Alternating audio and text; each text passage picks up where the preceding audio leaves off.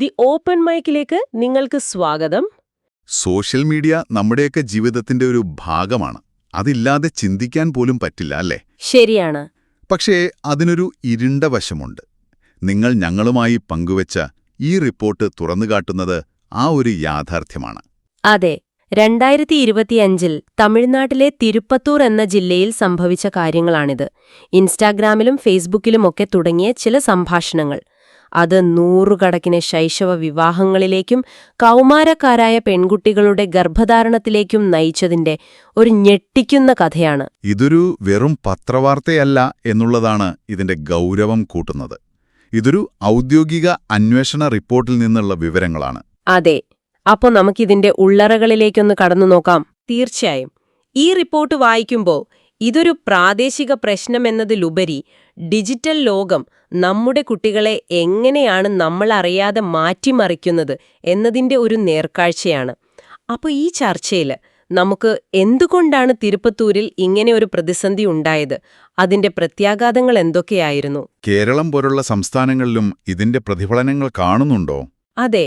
ഏറ്റവും പ്രധാനമായി ഇതിൽ നിന്ന് നമുക്കെന്താണ് പഠിക്കാനുള്ളത്? ഇതെല്ലാം നമുക്ക് പരിശോധിക്കാം. അപ്പോൾ നമുക്ക് തിരുപ്പത്തൂരിൽ നിന്ന് തന്നെ തുടങ്ങാം. ഈ റിപ്പോർട്ടനുസരിച്ച് സംഭവങ്ങളെല്ലാം പ്രധാനമായും നടന്നത് ആമ്പൂർ, വാണിയമ്പാടി, നാട്രമ്പള്ളി, തിരുപ്പത്തൂർ ഈ 4 താലൂക്കുകളിലാണ്.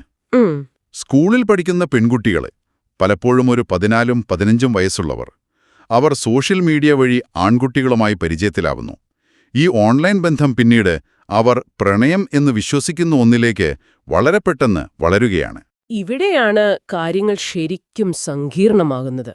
ഈ ബന്ധങ്ങൾ വെർച്വൽ ലോകത്ത് ഒതുങ്ങി നിന്നില്ല. ഇല്ല. ഈ കുട്ടികൾ ഒരുമിച്ച് ജീവിക്കാൻ തീരുമാനിക്കുന്നു. അതിനായി വീട്ടുകാരിൽ നിന്ന് ഒളിച്ചോടി അയൽ സംസ്ഥാനങ്ങളായ കർണാടകയിലേക്കോ ആന്ധ്രാപ്രദേശിലേക്കോ പോവുകയായിരുന്നു. എന്തിനായിരുന്നു അത്? അവിടെയുള്ള അമ്പലങ്ങളിലോ മറ്റോ വെച്ച് രഹസ്യമായി വിവാഹം കഴിക്കാൻ. നിയമത്തിന്റെ കണ്ണിൽപ്പെടാതെ തങ്ങളുടെ ബന്ധം ഒരു തരത്തിൽ സ്ഥിരമാക്കാൻ വേണ്ടിയായിരുന്നു ഈ നീക്കം. പക്ഷേ ഇന്ത്യൻ നിയമപ്രകാരം 18 വയസ്സിന് താഴെയുള്ള പെൺകുട്ടികളുടെ വിവാഹം കുറ്റകരമാണല്ലോ. അതെ. അപ്പോൾ ഈ വിവാഹങ്ങൾക്ക് നിയമസാധുതയില്ല. അതോടൊപ്പം പോക്സോ പോലുള്ള വളരെ ശക്തമായ നിയമങ്ങളും നിലവിലുണ്ട്. അതെ, അവിടെയാണ് ഈ വിഷയത്തിന്റെ ഗൗരവം കൂടുന്നത്. പോക്സോ, അതായത് protection of children from sexual offences act, ഈ നിയമം ഇവിടെ എങ്ങനെ ബാധകമാകുന്നു എന്ന് നമ്മൾ മനസ്സിലാക്കണം. ഇവിടെ ഓർക്കേണ്ട ഏറ്റവും പ്രധാനപ്പെട്ട കാര്യം 18 വയസ്സിൽ താഴെയുള്ളൊരു കുട്ടിയുടെ സമ്മതം എന്നത് നിയമപരമായി നിലനിൽക്കുന്ന ഒന്നല്ല. ഓഹോ. അതുകൊണ്ട് തന്നെ അവർ പരസ്പരം ഇഷ്ടത്തിലാണെങ്കിലും പോലും പ്രായപൂർത്തിയാകാത്ത ഒരു കുട്ടിയുമായുള്ള ലൈംഗിക ബന്ധം നിയമത്തിന്റെ കണ്ണിൽ ലൈംഗികാതിക്രമമായിട്ടാണ് കണക്കാക്കപ്പെടുക. അതാണ് പോക്സോ നിയമത്തെ ഇത്ര കർശനമാക്കുന്നത്. റിപ്പോർട്ടിലെ കണക്കുകളിലേക്ക് വന്നാൽ അത് ശരിക്കും നമ്മളെ ഭയപ്പെടുത്തുന്നതാണ്. ശരിക്കും 2025 എന്ന ഒരൊറ്റ വർഷം കൊണ്ട് തിരുപ്പത്തൂരിൽ 100 കണക്കിന് ശൈശവ വിവാഹങ്ങളാണ് നടന്നത്.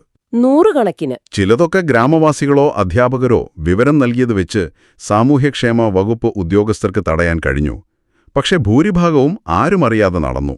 ഇതിന്റെ ഏറ്റവും ദാരുണമായ ഫലം എന്തായിരുന്നുവെന്നാൽ 100 കണക്കിന് പെൺകുട്ടികളാണ് കൗമാരത്തിൽ തന്നെ അമ്മമാരായത്. അതെ. റിപ്പോർട്ടിൽ അവരെ വിശേഷിപ്പിക്കാൻ ഉപയോഗിക്കുന്ന ഒരു വാക്കുണ്ട്, പാർവവം വയത് പെൺകുഴന്തകൾ. അതായത് കൗമാരക്കാരായ പെൺകുട്ടികൾ ശാരീരികമായും മാനസികമായും ഒരു ഗർഭധാരണത്തിന് തയ്യാറാകാത്ത പ്രായത്തിൽ അവർക്ക് ആ ഭാരം ചുമക്കേണ്ടി വന്നു.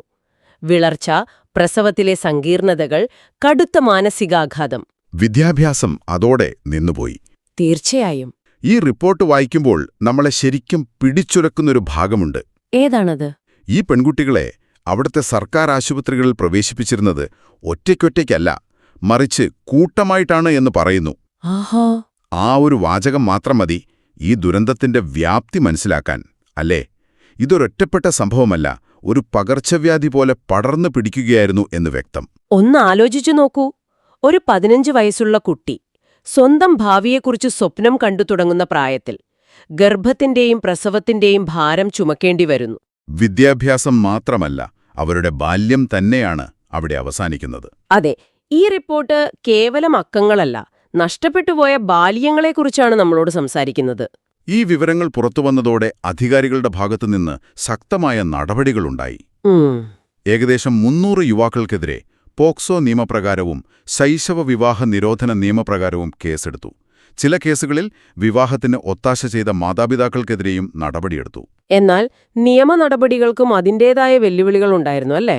കാരണം വിവാഹം കഴിഞ്ഞു പെൺകുട്ടികൾ ഗർഭിണികളായി കഴിഞ്ഞാൽ നിയമപരമായ കാര്യങ്ങൾ കൂടുതൽ സങ്കീർണമാവും. ശരിയാണ്. അതുകൊണ്ട് തന്നെ പ്രതിരോധ നടപടികൾക്കാണ് തിരുപ്പത്തൂർ ജില്ലാ കളക്ടർ കൂടുതൽ ഊന്നൽ നൽകിയത്.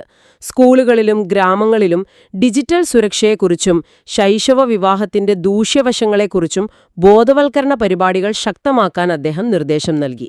ഈ റിപ്പോർട്ടിലെ ഏറ്റവും ഭയപ്പെടുത്തുന്നൊരു കാര്യം തിരുപ്പത്തൂരിലെ ഈ പ്രതിസന്ധിക്ക് കാരണമായ ഘടകങ്ങൾ, അതായത് ഈ നിയന്ത്രണമില്ലാത്ത സ്മാർട്ട് ഫോൺ ഉപയോഗം, ശരിയായ മേൽനോട്ടമില്ലായ്മ, അതൊന്നും ആ ജില്ലയിൽ മാത്രം ഒതുങ്ങുന്നില്ല എന്നതാണ്. അതെ. അപ്പോഴാണ് നമ്മൾ കേരളം പോലുള്ള സാമൂഹികമായ വളരെ മുന്നിലാണെന്ന് കരുതുന്നൊരിടത്തേക്ക് നോക്കുമ്പോൾ ഞെട്ടുന്നത്. അതെ, ആ താരതമ്യം വളരെ പ്രധാനമാണ്. കേരളത്തിൽ ശൈശവ വിവാഹങ്ങൾ ദേശീയ ശരാശരിയേക്കാൾ വളരെ താഴെയാണ്. വെറും 0.1. 0.1. അതെ. പക്ഷേ ഇവിടെയും കണക്കുകൾ ചെറിയൊരു വർധനവ് കാണിക്കുന്നുണ്ട്. 2024-25 കാലയളവിൽ 18 ശൈശവ വിവാഹങ്ങളാണ് റിപ്പോർട്ട് ചെയ്യപ്പെട്ടത്. മുൻ വർഷങ്ങളേക്കാൾ കൂടുതൽ. അതെ, മുൻ വർഷങ്ങളിൽ ഇത് 14ഉം 12ഉമായിരുന്നു. ഇതിൽ പകുതിയോളം കേസുകളും, അതായത് 10 തൃശൂർ ജില്ലയിലായിരുന്നു. തൃശൂരിൽ ഇവിടെയും സോഷ്യൽ മീഡിയ ഒരു പ്രധാന ഘടകമാണെന്ന് റിപ്പോർട്ട് വ്യക്തമാക്കുന്നു. മലപ്പുറം, പാലക്കാട് ജില്ലകളിലും സമാനമായ കേസുകളുണ്ട്. റിപ്പോർട്ടില് കേരളത്തിലെ ആദിവാസി മേഖലകളെക്കുറിച്ചും പ്രത്യേകമായി പറയുന്നുണ്ടല്ലോ. വയനാട്ടിലൊക്കെ ചില സമൂഹങ്ങളിൽ പരമ്പരാഗതമായി നിലനിൽക്കുന്ന ശൈശവ വിവാഹങ്ങൾ നിയമത്തിന്റെ പരിധിയിൽ വരുന്നതും പോക്സോ കേസുകളായി മാറുന്നതും വലിയ ചർച്ചയായിരുന്നു. ശരിയാണ്.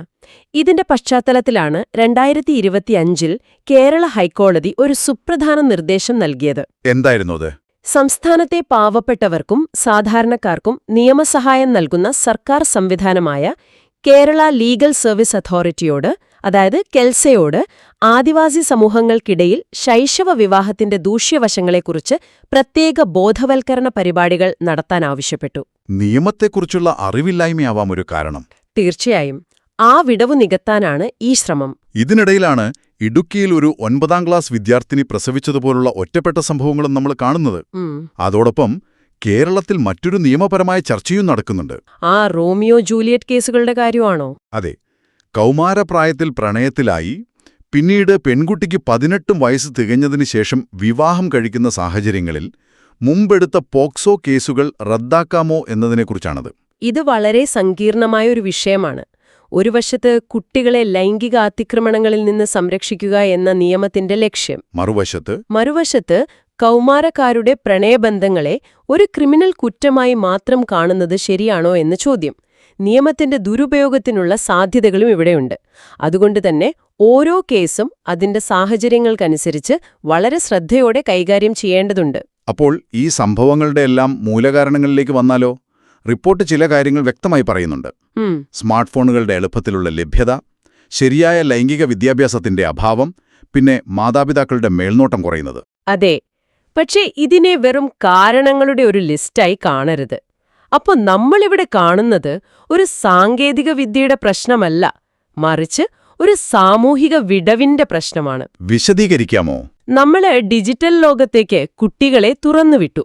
പക്ഷേ ആ ലോകത്ത് എങ്ങനെ സുരക്ഷിതമായി ജീവിക്കണമെന്ന് പഠിപ്പിക്കുന്നതിൽ മാതാപിതാക്കളും വിദ്യാഭ്യാസ സമ്പ്രദായവും ഒരുപോലെ പരാജയപ്പെട്ടു. തിരുപ്പത്തൂർ ആ പരാജയത്തിന്റെ ഒരു ഭീകരമായ പ്രത്യാഘാതമാണ്. ഇത് കേൾക്കുമ്പോൾ ഒരുപക്ഷെ നിങ്ങളുടെ മനസ്സിലും ഇതേ ചോദ്യം വരാം. ഇതിൽ മാതാപിതാക്കൾക്കൊരു പങ്കുമില്ലേ? പലപ്പോഴും മാതാപിതാക്കൾ ജോലിക്ക് വേണ്ടി മറ്റ് സ്ഥലങ്ങളിലേക്ക് പോകുമ്പോൾ കുട്ടികൾ വീടുകളിൽ ഒറ്റയ്ക്കാവുന്നു. അവർക്ക് വേണ്ടത്ര ശ്രദ്ധയോ മാർഗനിർദ്ദേശമോ ലഭിക്കുന്നില്ല എന്നതും ഒരു യാഥാർത്ഥ്യമല്ലേ? തീർച്ചയായും. പക്ഷെ എല്ലാ കുറ്റവും മാതാപിതാക്കളുടെ മേൽ ചാരുന്നതും ശരിയല്ല. എന്തുകൊണ്ട്? പലർക്കും ഈ ഡിജിറ്റൽ ലോകത്തെക്കുറിച്ച് വലിയ ധാരണയില്ല. തങ്ങളുടെ കുട്ടികൾ ഓൺലൈനിൽ എന്തു ചെയ്യുന്നു, ആരുമായി സംസാരിക്കുന്നു എന്ന് നിരീക്ഷിക്കാൻ അവർക്കറിയില്ല. അതോടൊപ്പം സിനിമകളും സോഷ്യൽ മീഡിയയും പ്രണയത്തെയും ഒളിച്ചോട്ടത്തെയും മഹത്വവൽക്കരിക്കുന്നതും കുട്ടികളെ സ്വാധീനിക്കുന്നു. അപ്പോ ഇതൊരു വ്യക്തിയുടെയോ ഒരു കുടുംബത്തിന്റെയോ മാത്രം പരാജയമല്ല. അല്ല, ഒരു സമൂഹം എന്ന നിലയിൽ നമ്മെല്ലാവരും പരാജയപ്പെട്ട ഒരിടമാണിത്. അപ്പോ ഇതിന്റെ ആകെത്തുക എന്താണ്? 2026 തുടക്കത്തിലും തിരുപ്പത്തൂരിൽ ഈ പ്രശ്നത്തിന്റെ പ്രത്യാഘാതങ്ങൾ അവസാനിച്ചിട്ടില്ല. ഇല്ല. ബാധിക്കപ്പെട്ട പെൺകുട്ടികൾക്ക് കൗൺസിലിംഗും വിദ്യാഭ്യാസ സഹായവും നൽകി ജീവിതത്തിലേക്ക് തിരികെ കൊണ്ടുവരാനുള്ള ശ്രമങ്ങൾ നടക്കുന്നുണ്ട്. അതെ. കേരളത്തിലാവട്ടെ KLSA പോലുള്ള സംവിധാനങ്ങൾ വഴി ഇത്തരം പ്രവണതകൾ മുൻകൂട്ടി തടയാനുള്ള ശ്രമങ്ങളും ഊർജിതമാണ്. പ്രതിരോധവും പുനരധിവാസവും ഒരുപോലെ പ്രധാനമാണ്. നടന്നുകഴിഞ്ഞ ദുരന്തത്തിൽ നിന്ന് കുട്ടികളെ കരകയറ്റുന്നതിനോടൊപ്പം ഭാവിയിൽ ഇത് ആവർത്തിക്കാതിരിക്കാനുള്ള ശക്തമായ സാമൂഹിക സംവിധാനങ്ങൾ നമ്മൾ ഒരുക്കേണ്ടതുണ്ട്. ഈ ചർച്ചയിൽ നിന്ന് വ്യക്തമാകുന്ന ഒരു കാര്യം, സാങ്കേതികവിദ്യ ഒരു ഉപകരണം മാത്രമാണ്. അതിന് ശരിയും തെറ്റുമില്ല. ശരിയാണ്. പക്ഷേ അത് ഉപയോഗിക്കുന്ന സമൂഹത്തിന്റെ പക്വതക്കുറവ് വലിയ ദുരന്തങ്ങൾക്ക് വഴിവെക്കും. വെർച്വൽ ലോകത്തെ ബന്ധങ്ങൾ കുട്ടികളുടെ യഥാർത്ഥ ജീവിതത്തെ എത്രത്തോളം ദോഷകരമായി ബാധിക്കുമെന്നതിന്റെ ഉദാഹരണമാണ് നമ്മൾ തിരുപ്പത്തൂരിൽ കണ്ടത്.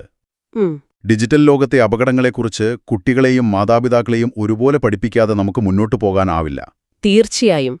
ഈ റിപ്പോർട്ട് നമ്മളെല്ലാവരും ചിന്തിക്കേണ്ട ഒരു ചോദ്യം മുന്നോട്ട് വയ്ക്കുന്നുണ്ട്. എന്താണത്? നിയമ നടപടികളും ബോധവൽക്കരണവും ഒരു വശത്ത് നടക്കുമ്പോൾ ഈ സോഷ്യൽ മീഡിയ പ്ലാറ്റ്ഫോമുകളുടെ ഉടമകളായ ടെക് ഭീമന്മാർക്ക് ഇതിലെന്ത് പങ്കാണ് വഹിക്കാനുള്ളത്? കുട്ടികളെ സംരക്ഷിക്കുന്നതിൽ അവർക്കൊരു ഉത്തരവാദിത്വമില്ലേ? അതൊരു പ്രധാനപ്പെട്ട ചോദ്യമാണ്.